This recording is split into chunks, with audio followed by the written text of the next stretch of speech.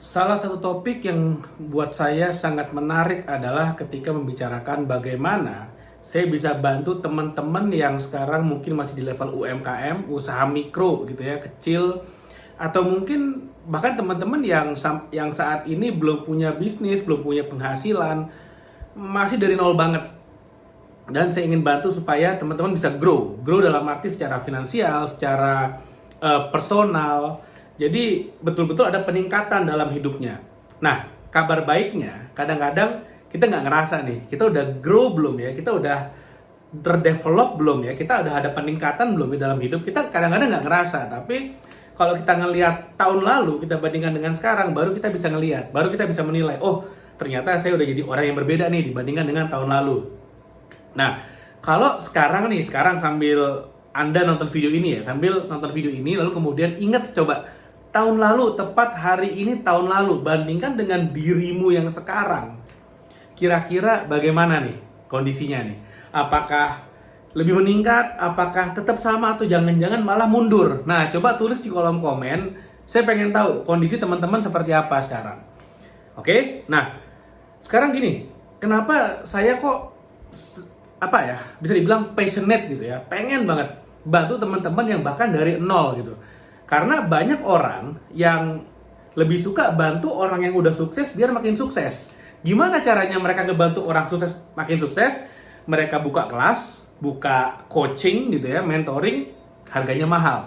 Karena di sanalah ngefilter mereka yang baru start, ya mereka jangan ikut dulu. Tapi kalau mereka yang udah ada di level atas baru bisa ikutan.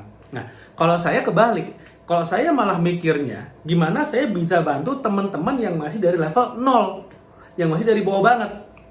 Kenapa? Karena menurut saya, kalau kita bantu orang kaya makin kaya itu gampang. Tapi kalau kita mau bantu orang yang miskin jadi tidak miskin, challenge-nya lebih besar, satu.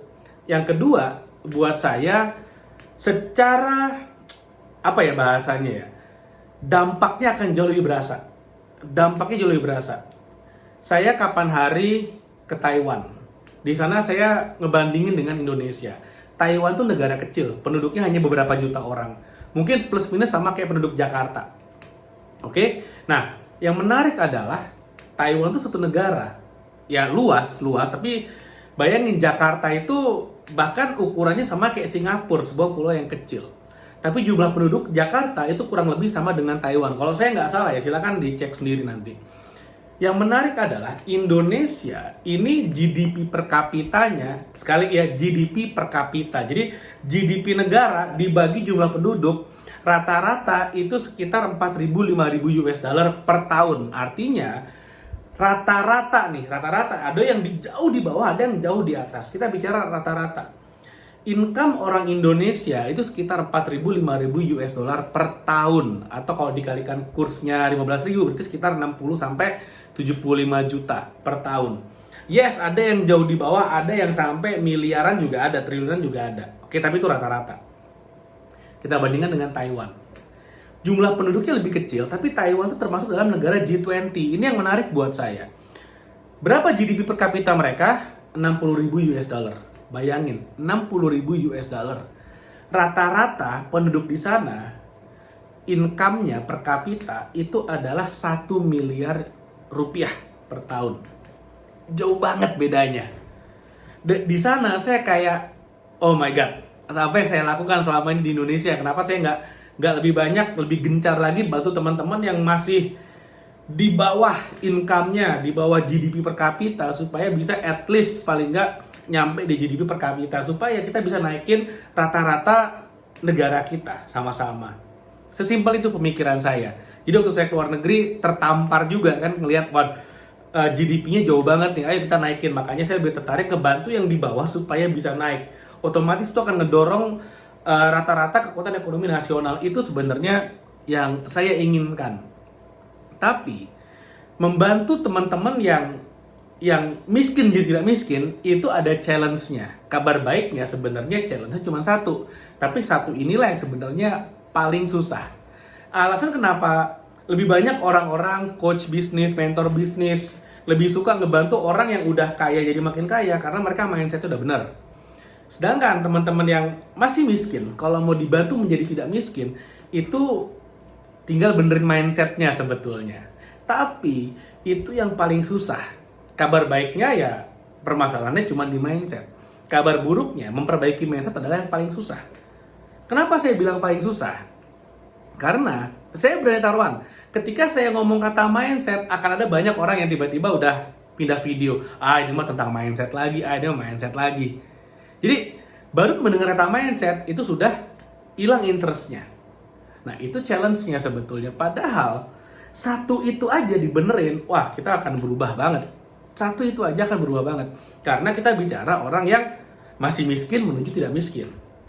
Problemnya di mindset. Karena ketika mindsetnya berubah, sekarang gini, sukses itu adalah ketika persiapan ketemu kesempatan. Prinsipnya kayak gitu deh, simple aja. Sukses, persiapan ketemu kesempatan. Dari orang miskin mau jadi orang kaya, persiapkan dirimu.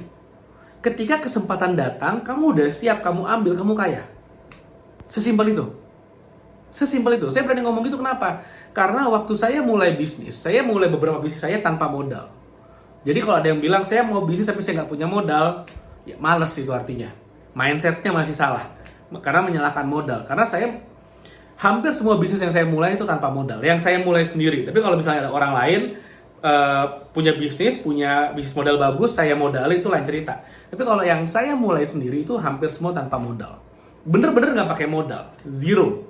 Jadi nggak peduli mau orang tua saya kaya kah, orang tua saya miskin kah, orang tua saya dulu pengusaha, orang tua saya petani, nggak ada masalah. Karena saya mulai tanpa modal.